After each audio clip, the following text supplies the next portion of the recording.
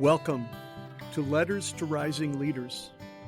It's a podcast series about God, soul, love, and leadership. And I'm your host, Tom Mohr. If you're following along in my book, Letters to Rising Leaders, this is week 17, and the topic is The Seeker.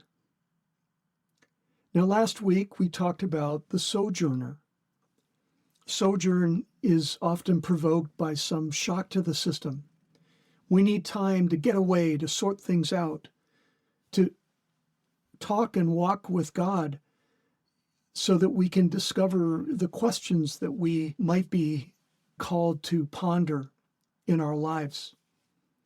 Now, this week, as we talk about the seeker, we're moving beyond the questions. We're going deeper into the answers, the core answers that are going to help us form a new worldview, a way of looking at our world around us. And it's difficult. It's a vulnerable thing. Many people in our world never go below the surface. It's just too scary or painful to do that. And maybe life becomes about chasing wealth or fame or pleasure, or it may become about just hanging around with friends and keeping things light and always staying at the surface level. But underneath that, as Henry David Thoreau said in Walden Pond, there's a risk that we become, as he described, the mass of men lead lives of quiet desperation. We don't want to do that.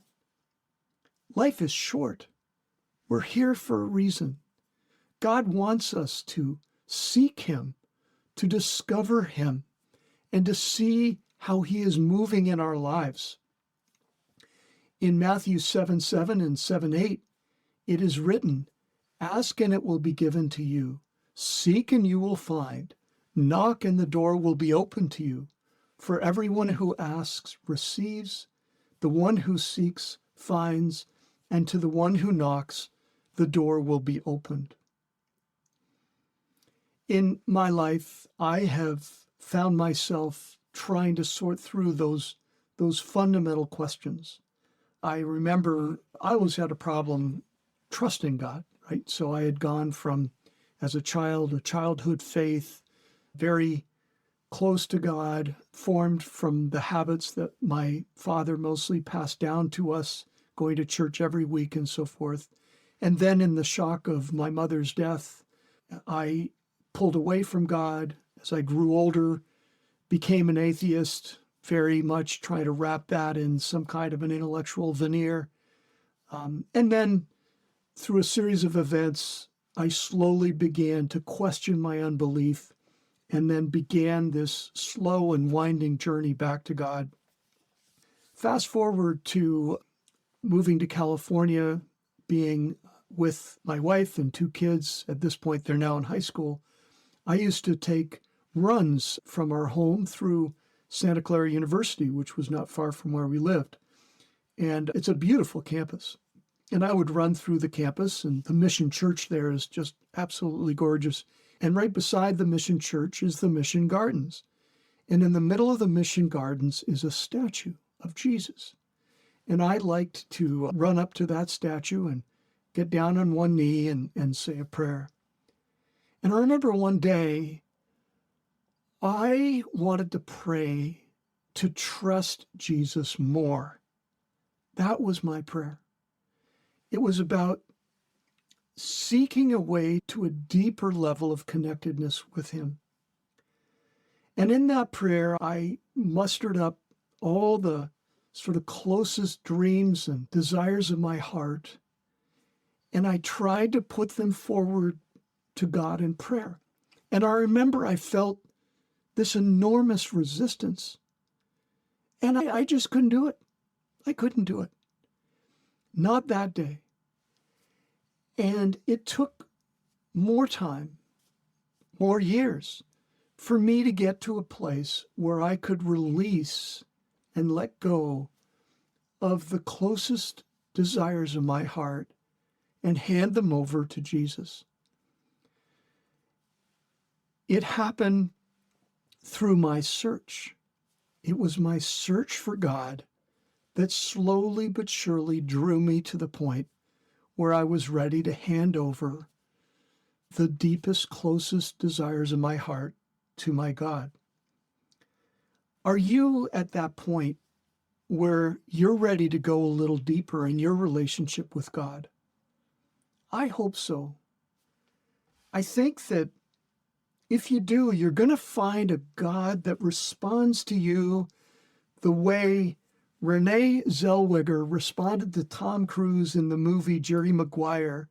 He's coming in and he's about ready to apologize, and he's halfway through his apology. And she said, "You had me at hello." And that's how God is. We had him at hello. He loves us so much. And as we get into that point where we seek him out, we find him, and we search the purpose of our lives, we seek to hear his call, he will change you profoundly, and he will release you into this hurting world to serve in a way that is unique to you. I think I'll end it there. The song for this week is "Be Thou My Vision."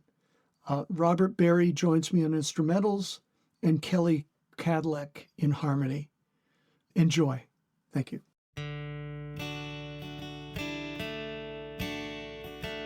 Be thou my vision, O Lord of my heart, not be all else to me, save that thou art.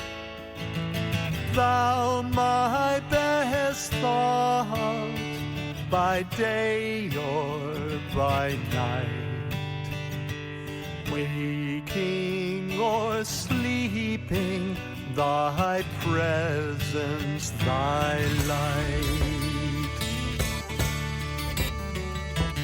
Be thou my wisdom, and thou my true word, I ever with thee, and thou with me, Lord. Thou my great Father, and I thy true Son.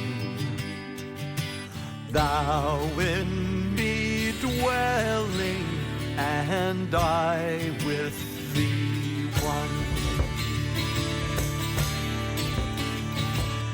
Riches I heed not, nor vain empty praise. Thou my inheritance, now and always. Thou and thou only, first in my heart. High King of heaven, my treasure thou art.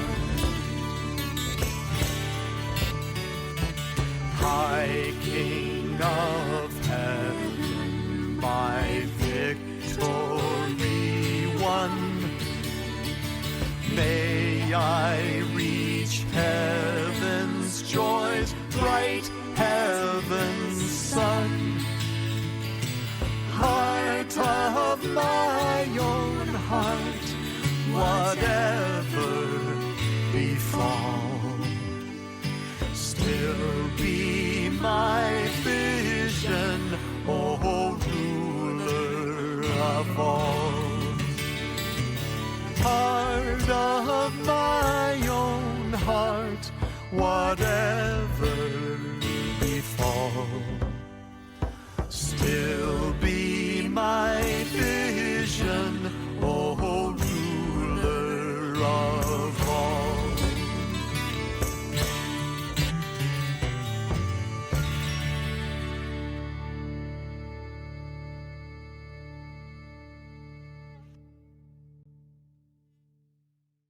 Heart of my own heart, whatever befall, still be my vision, O ruler of all. Well, that's it for today. I hope you'll join us next week for the next episode in this Letters to Rising Leaders podcast series. As I say each week, leader of goodness, go in faith to love and heal the world.